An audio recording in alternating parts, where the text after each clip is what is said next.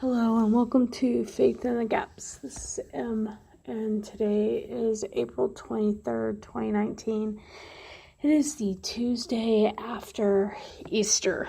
So, let's talk about Easter in Sri Lanka. I guess we'll start there. Better place than any. I love it how the media has said Easter worshippers instead of Christians. The irony of that has not lost upon me. And, it's like, dude, really? Like, you can't just... We've become so politically correct in our society that we can't mention another person's faith. I just don't get it. I just don't. And it's frustrating, but, that's what it is, and there's not a lot we can do about it, And I remember once, when I was little, we used to talk about accepting others and learning about each other. And, you didn't have to believe what they believed, but you could learn from them in order to strengthen your own faith. And I remember once, so I'm not a Catholic, but parents put me in Catholic school. That was entertaining, to say the least. I was moved from an Episcopalian school in 7th grade and moved to a brand new Catholic school that just opened up near our house. And the reason why I was sent over there was because my sister's best friend was Roman Catholic, and so she wanted to go and follow her to that school. So I was part of their first graduating 8th grade class. No big deal, right? But I'm sitting there and, going through, I guess, which is kind of like a catechism class of sorts. It's theology, which I had in the Episcopal Church, but it wasn't to the near extent of what we were doing here. And it was taught by a nun, which, jokes about nuns, some of them are true, some of them are, not so true. And it's interesting because I'm sitting there and it's the Catholic School Religion Award, right? And you can earn it by taking an exam, doing service credits, how well do you become how well did you participate in performing the Catholic faith? Well, that's great and fine, but the most ironic part is that the two people that won the award that year were non-Catholics in our class. And so what does that say? Literally, and I was one of them. I won the award being a non-Catholic, and it means I understood their faith for the principle of what it was, and was able to perform the actions. But the people that belonged to the faith were not nearly as insightful to it because they had grown up in it.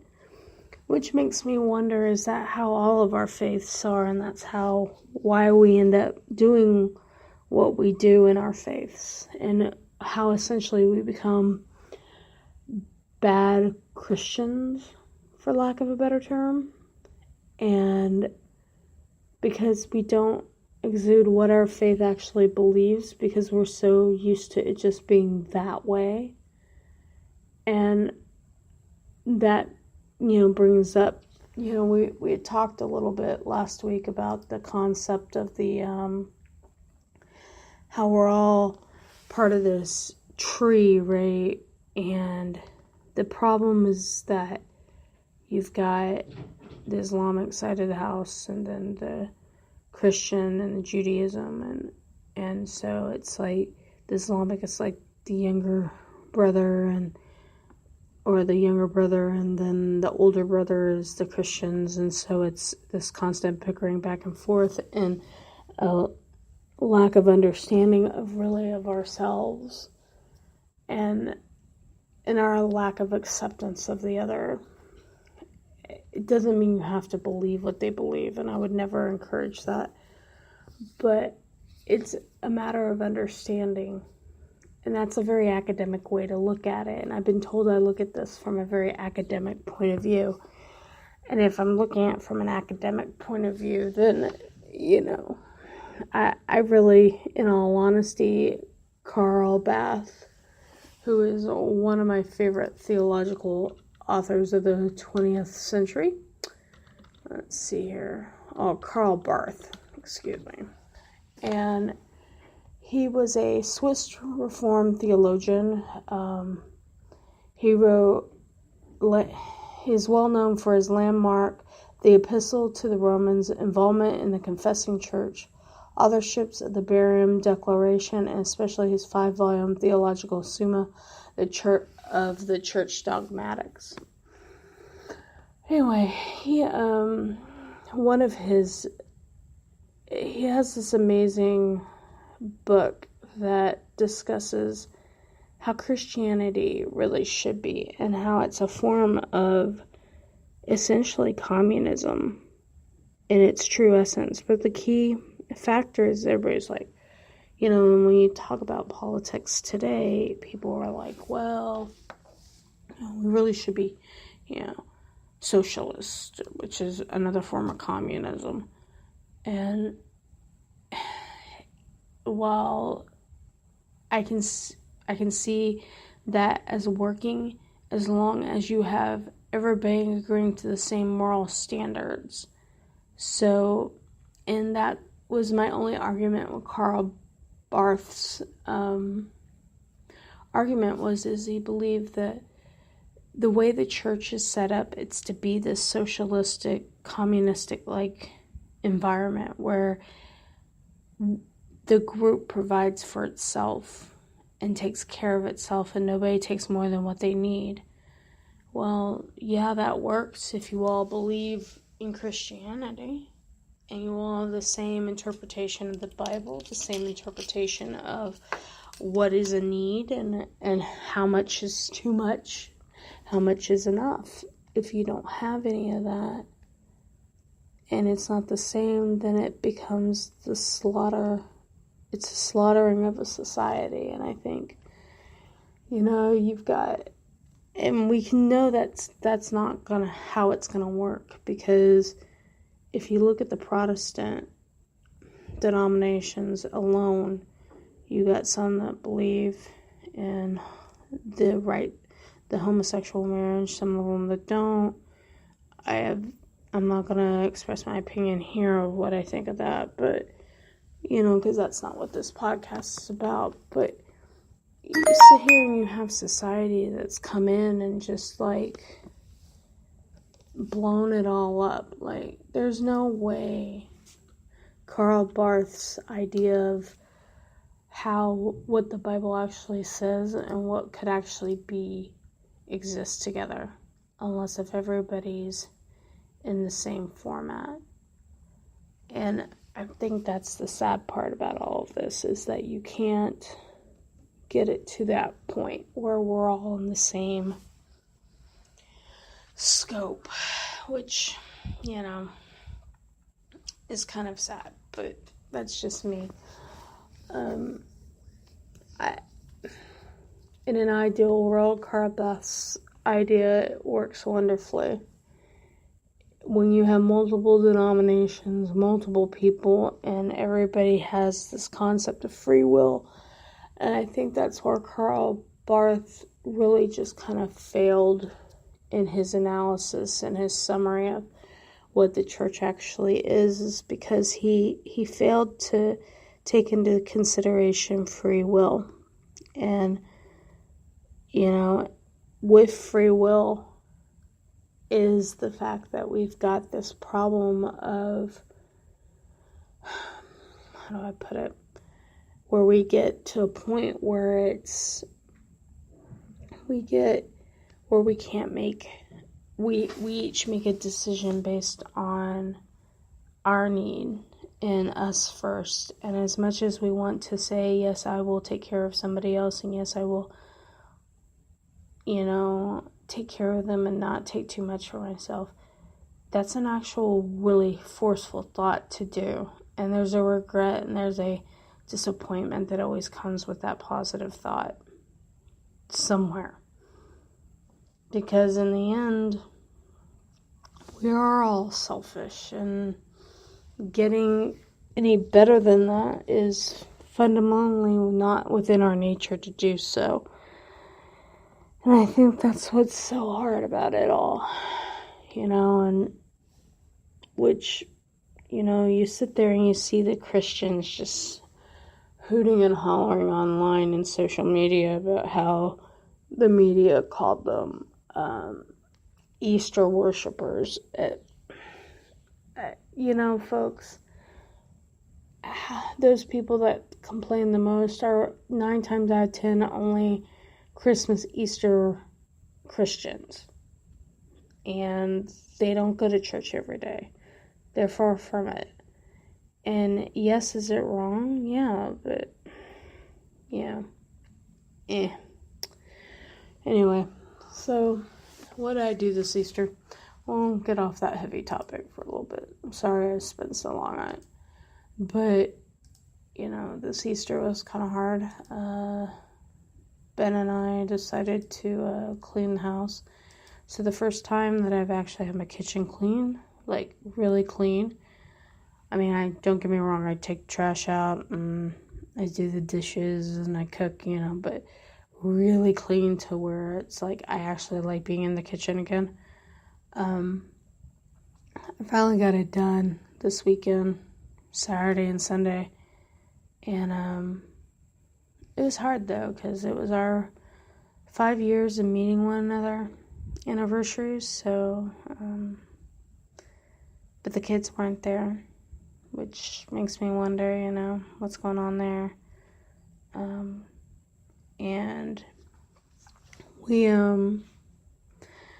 found pictures of the kids, and I found my retirement, that had my beneficiaries on it, which means I've got to go and change them because they still haven't done that. And, I guess, when I took the job, they were my stepkids, and I had all this money.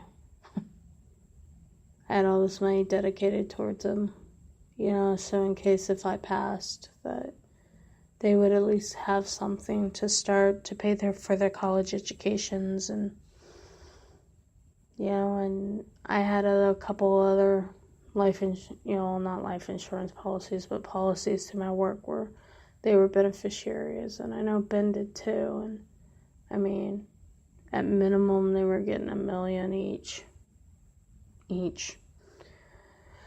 So now we gotta figure out who's gonna be their beneficiaries, and I think that's the hardest part and nobody talks about this. Nobody talks about this when you have to sign your rights away to your children. It's hard, because you don't, in the state, in Texas, you don't have to pay child support after that fact, but, it's hard because you've got to sit there and now figure out who's going to get your beneficiary form and all that. So I've got to now figure out who's going to get that other than Ben. I've got to find secondaries, and eventually at some point, we'll adopt children, but it's a matter of just sitting and waiting, but we'll eventually get there, and you have to have faith. So one of my friends, he got to see his daughter on Easter.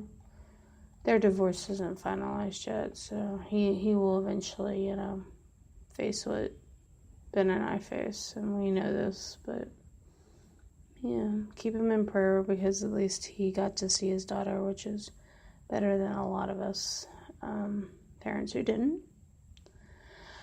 But, I didn't find a church. I didn't go to church. I'll be real honest. It's too hard to find one around here. And I still have thought about opening my own church again and doing that instance because holding to the traditions of the old school Episcopal Church doesn't sound like such a bad idea, using the 1928 Book of Common Prayer, and not accepting the way society is with that. But that's, just me. But who knows? Anyway, so I appreciate all of you that listen to this Faith in the Gaps podcast. We kind of ramble on and we talk a little bit about faith and, a little bit about just where you're at. If you're listening to this and you've found a church that you've fallen in love with, let me know how you came to that decision. I know the last church Ben and I really attended, not just kind of sort of attended, but actually really attended. It just came down to the fact that they were the first Anglican church, and they began with an A, and that was kind of the irony of all of it. It's funny, but that's how we came to ours. But let me know, as a millennial or Gen Xer, if you found a church, say how you found it, and if you haven't, why haven't you?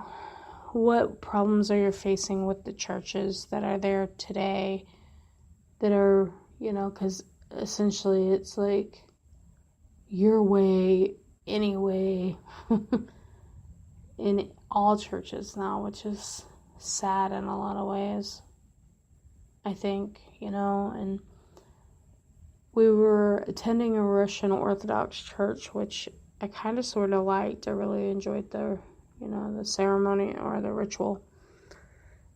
But I couldn't get over the fact that the priest there was a former Episcopalian priest. And it just couldn't get past that. It's like, I've been in the Episcopal Church. I know what I don't like about it. And I could see slivers of that through that. And it was so hard. It was just so hard to deal with that. But anyway, so we're still on the search for a church. Eventually I'll find something and we'll get through it. But,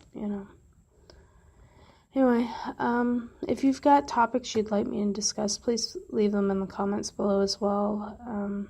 We appreciate all of our support, and you guys have a blessed week, and we will talk to you next week. Bye, guys.